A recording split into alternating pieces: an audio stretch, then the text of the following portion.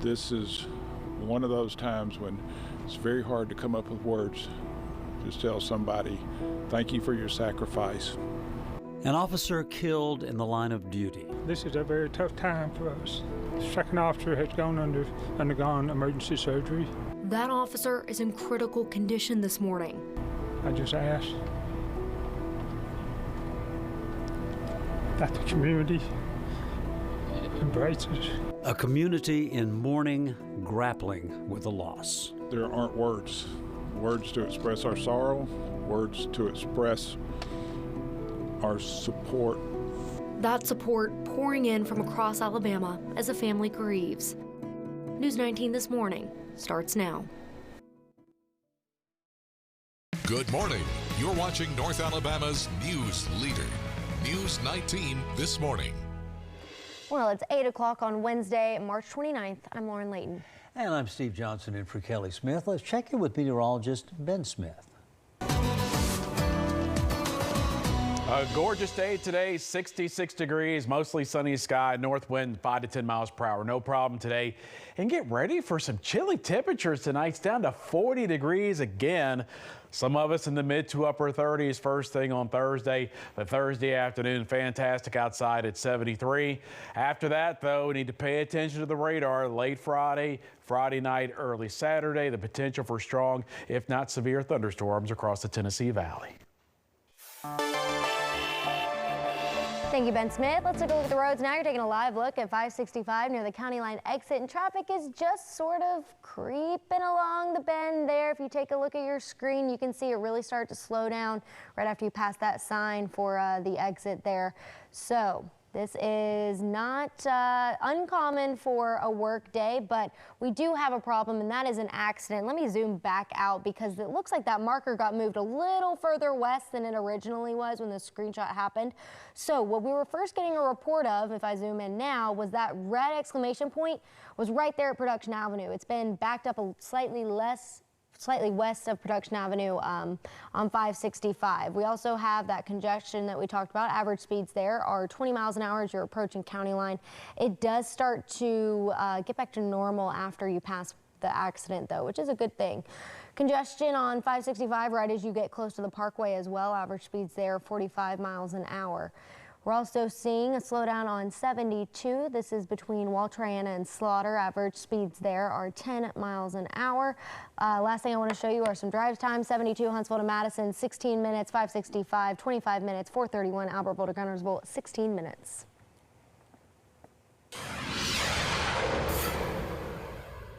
This is a time I think that all of us have rallied around our police.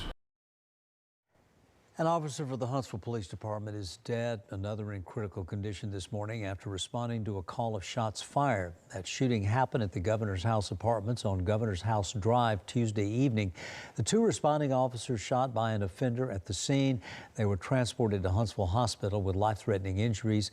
One officer later died from his injuries. We now know that officer is Garrett Crumby, a 3-year veteran of the Huntsville Police Department. We also know the name of the second officer, Albert Marin, who Chief Kirk Giles says underwent emergency surgery and remains in critical condition. And this morning, law enforcement has a man in custody. The suspect accused of killing Officer Crumby and critically injuring Officer Marin has been charged with capital murder of a law enforcement officer. News 19's Kayla Smith joins us live with the latest. Kayla. Well, Lauren, Steve, the Alabama Law Enforcement Agency has charged 24-year-old Juan Robert Laws with capital murder following the shooting that took place at this Huntsville apartment complex. He was booked into the Madison County Jail shortly before 11 o'clock last night. The incident began after officers were called to Governor's House Drive around 4:45 yesterday afternoon for a shots fired call at the Governor's House Apartments. When police arrived, they found a woman suffering from a gunshot wound. Huntsville Deputy Chief Michael Johnson says the officers on scene attempted to make contact with the subject, who he says shot the officers, then barricaded himself inside an apartment. During the course of the initial part of the call, the officers were also shot by an offender that later became barricaded, in which you saw the police response, overwhelming police response thereafter. And we had a barricaded subject for a little over an hour, and then about 6:20, we were able to take that subject into custody. This isn't Law's first run-in with Huntsville police. In January of last year, officers responded to a fight that became a shooting at Green Street and Clinton Avenue. Laws was arrested and charged with 2 counts of second-degree assault. At the time, he was released on a $6,000 bond, and that case has been bound over to a grand jury. Laws was also found guilty just last week of carrying a pistol without a permit. Court documents state he was ordered to turn the pistol over to law enforcement. Again, Laws was booked into the Madison County Jail late last night as law enforcement officers continued their investigation at the scene on Governor's House Drive. Now, Laws will not receive bond for his capital murder charge. This is a developing story, and we will continue following it and bring you updates on air and online as they become available. Reporting live in Huntsville, Kayla Smith, News 19. Law enforcement officers filled downtown Huntsville last night, gathering at the hospital where Crumbie and Marin were being treated. Those blue and white lights lit up the area as the procession made its way through. These officers that you see on your screen right now gathered around 7:30 Tuesday night. Our reporter tells us they stayed in a huddle just like this for at least half an hour, sending up prayers for their fallen comrade, Officer Garrett Crumbie, and his thoughts for his families. Garrett Crumbie is the 13th of Huntsville police officer to lose his life in the line of duty. HPD honors those fallen officers every year during a memorial service. It's usually held during National Police Week in May to recognize those who made the ultimate sacrifice in service to the community. Crumbie's name will also be added to the Fallen Officer Memorial outside Huntsville Police Headquarters on Wheeler Avenue.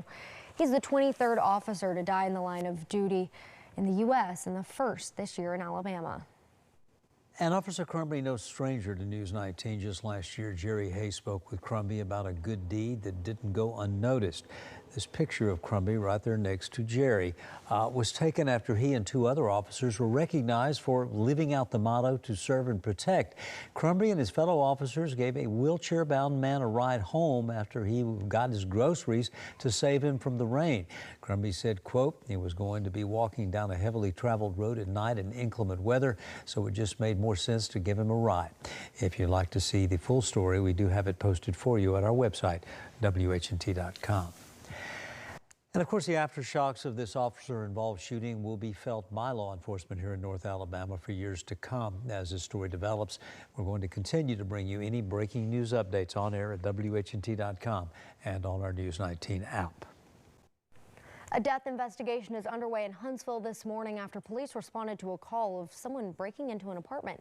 Huntsville police say that call came in around 1 this morning in the 1300 block of Springtime Boulevard. That's right off Memorial Parkway and Martin Road. One person was found with gunshot wounds and was pronounced dead at the scene. No word on the identity of either person involved. We will continue to keep you updated as we learn more on WHNT.com and our News 19 app. And the search continues this morning for a man police say was involved in an attempted robbery in Decatur Monday afternoon. That person, along with his alleged accomplice, led Decatur police on a chase that ended in the Flint Creek. While one suspect managed to escape from the water and was later captured, the search continues for the second suspect in the water. News 19's Mariah Wiggs joins us in the studio with the latest. Good morning, you guys. The man in custody has been identified as 21-year-old Ishmael Tariq Smith, who now faces capital murder charges as a result of this incident. Smith was charged Tuesday as the Decatur Police Department and search and rescue crews continue searching for the second suspect in the water. Police say Smith and his accomplice were 2 people of interest allegedly connected to an attempted robbery in Decatur. The department says the 2 led them on a chase that ended after the driver lost control, plunging into the Flint Creek stream near Bowles Bridge Road in Decatur. The 2 individuals were forced to escape the vehicle as it sank into the water. Smith was identified as the driver and captured by law enforcement. Decatur police could not provide any statements due to the ongoing investigation and search initiatives. Smith is now facing capital murder charges. Alabama law states a person can be charged with capital murder if a murder occurs by the defendant during a burglary in the first or second degree or an attempt thereof committed by the defendant. Smith was booked into the Morgan County Jail and is being held without bond. She was an absolute champion for her students. Those children should all be with us still. We're learning more about the shooter in Nashville that killed 6 people after a rampage at a private school. Police say they were unaware of. And in the aftermath of that shooting, the conversation continuing on how schools can protect children in North Alabama. What a local private school told us in our next half hour. You're taking a live look at 565 near the County Line exit, and North Alabama seeing a chilly start to the Wednesday morning commute. We have a full traffic report for you next on News 19 This Morning.